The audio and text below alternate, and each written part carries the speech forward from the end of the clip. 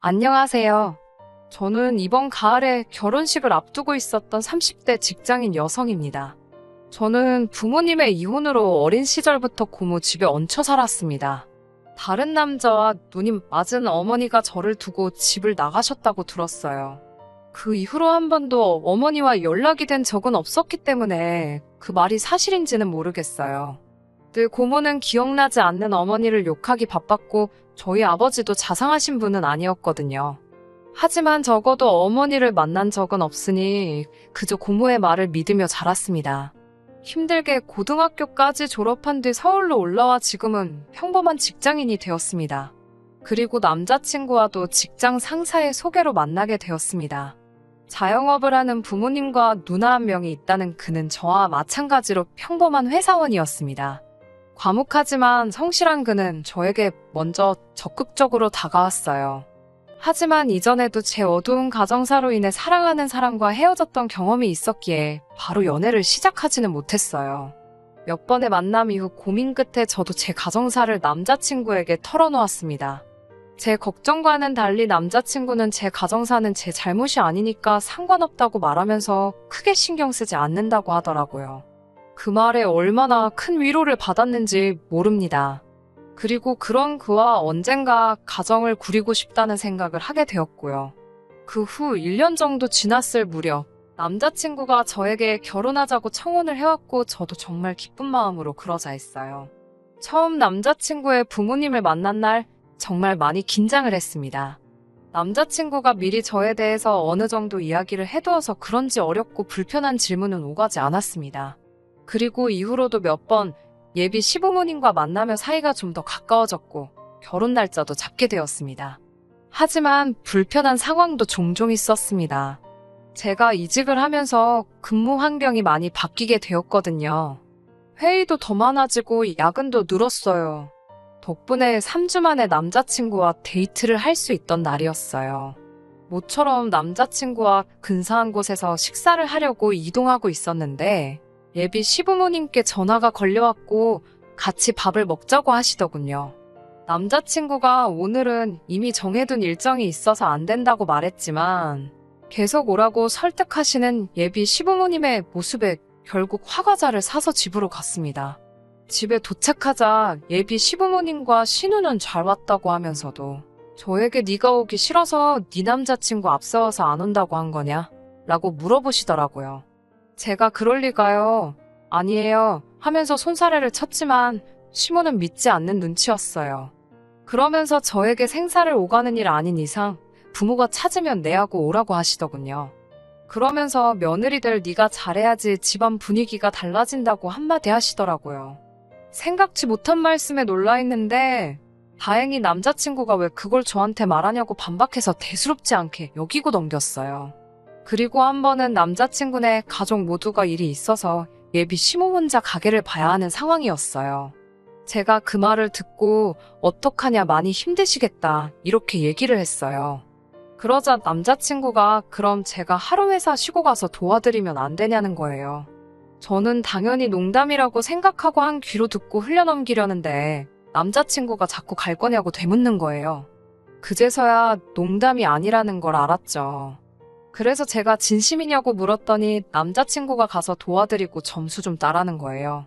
제가 황당해서 회사 일까지 내가 빠져가면서 가게에 나가야 되는 이유도 모르겠고 내가 왜 점수를 따야 되냐고 물었어요. 그러자 저더러 별것도 아닌데 날 세운다고 매정하다고 뭐라 하더라고요.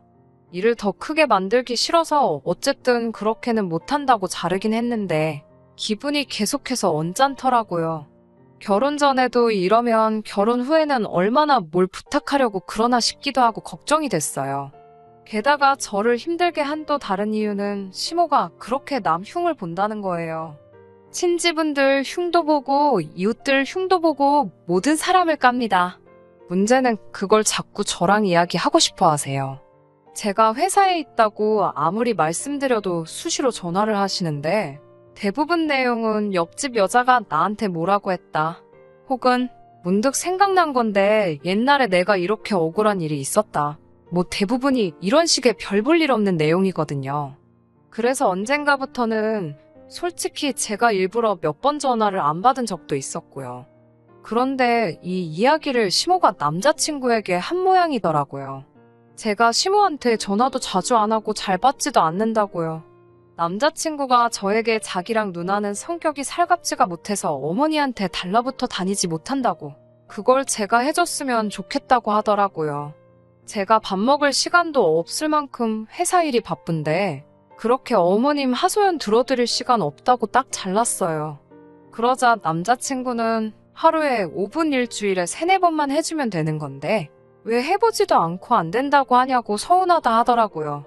제가 남자친구에게 자기도 못하는 걸 나더러 대신 하라고 하는 건 불공평하다고 하니 저더러 며느리가 되면 딸이나 마찬가지인데 뭘 그렇게 따지냐고 화까지 내더라고요.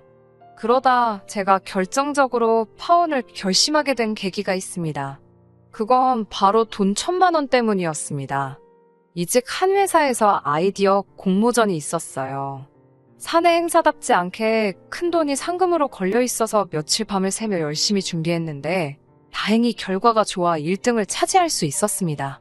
휴가 3일과 상금 1,000만 원이 포상으로 주어졌고요. 처음에는 여행을 갈까 생각도 했지만 역시 결혼할 때 보태는 게 좋겠더라고요. 남자친구도 모아둔 돈이 많지 않았고 저 또한 여유 있는 상황은 아니었으니까요. 남자친구에게 이 소식을 알리니 남자친구도 무척 기뻐했습니다. 남자친구가 그 돈을 어떻게 쓸 거냐고 하길래 당연히 우리 결혼자금으로 써야지라고 했어요. 그랬더니 남자친구가 기뻐하면서 그럼 그 돈으로 예비 시모랑 신우에게 작은 선물 하나씩 하면 어떻겠냐고 묻더라고요. 저는 이때만 해도 작은 선물이라서 화장품 정도를 생각하고 있었어요. 그래서 그것도 좋은 생각이다라고 했죠. 제가 이때 좀 더 정확히 물어보지 않은 게 화근이었어요. 며칠 뒤 예비 시모한테 전화가 왔어요. 지금 신우랑 백화점에 갔다가 저희 회사 쪽으로 가고 있으니까 잠깐 내려올 수 있겠냐고요. 점심시간을 이용해서 예비 시모와 신우를 회사 앞 카페에서 만났습니다. 둘 다 기분이 매우 좋아 보였어요. 시모가 저에게 백화점에 갔더니 너무 예쁜 게 많아서 고민이 되더라며 대화를 시작하더라고요. 제가 그래서 뭐 마음에 드는 거 사셨냐고 물었죠. 그랬더니 일단 골라만 왔다면서 어떠냐고 저에게 핸드폰에 있는 사진을 몇 개 보여주더라고요. 보니까 비싸기로 유명한 명품 브랜드 가방이었어요. 저는 정말 예쁘다고, 그런데 이것들 조금 비싸지 않냐고 물었어요. 그러자 옆에 있던 신우가 저에게 사실 가방 2개 합치니까 1,000만 원이 좀 넘더라며 근데 넘는 건 우리가 보탤 거예요 라고 말하더라고요. 자기들 가방인데 자기들이 돈을 보탠다는 게 이상해서 누가 사주는 거냐고 물었더니 둘이 저 한번 쳐다보고 서로 한번 쳐다보더니 깔깔 웃더라고요. 제가 왜 그러냐는 표정으로 쳐다보니까 신우가 말하기를 제가 그 가방을 예단으로 사준다고 했다는 거예요. 제가 순간 벙찌고 황당해서 저는 그런 말 한 적이 없다고 했어요. 그랬더니 시모랑 신우가 어이없다는 식으로 저를 쳐다보더라고요. 저도 같은 표정이었을 거예요. 어색한 정적이 흐르고 갑자기 시모가 어디론가 전화를 걸었어요. 그러더니 저를 바꿔주더라고요. 보니까 남자친구였어요. 남자친구가 무슨 일 있냐고 저에게 묻길래 시모랑 신우가 내가 가방을 사준다고 했다는데 이게 무슨 말이냐고 반문했어요. 그러자 남자친구는 이따 나중에 이야기하자면서 전화를 끊어버렸어요. 제가 시모와 신우에게 정말 남자친구가 그렇게 말했냐고 물으니 그럼 자기네가 없는 말 하겠냐며 예민하게 받아들이더라고요. 그러더니 저에게 하는 말이 근데 이러나 저러나 지금 사줄 건지 말 건지 말하면 되지 않는 것 아니냐라고 신우가 물었습니다. 저는 죄송하지만 지금 여유가 없어서 그건 좀 힘들 것 같다고 했고요. 그러자 신우와 시모가 기분이 상했는지 알았다며 자리에서 일어나 뒤도 안 돌아보고 가더라고요. 찬바람이 부는 그 뒷모습에 제가 잘못한 것도 아닌데 마음이 너무 불편했어요. 예비 시모와 신우가 그렇게 가고 나서 저도 마음이 편치는 않았습니다. 그리고 그날 저녁 남자친구와 데이트를 하고 있었어요. 남자친구 핸드폰으로 신우에게서 전화가 오더라고요. 전화를 받는 남자친구의 안색이 점점 안 좋아지는 걸 보고 낮에 있었던 일 때문이라는 걸 어렴풋이 짐작할 수 있었어요. 아니나 다를까 전화를 끄는 남자친구의 표정이 영 좋지 못했어요. 그러더니 아까 도대체 시모와 신우에게 뭐라고 한 거냐고 따져 물었습니다. 저는 있는 그대로 솔직하게 이야기했어요.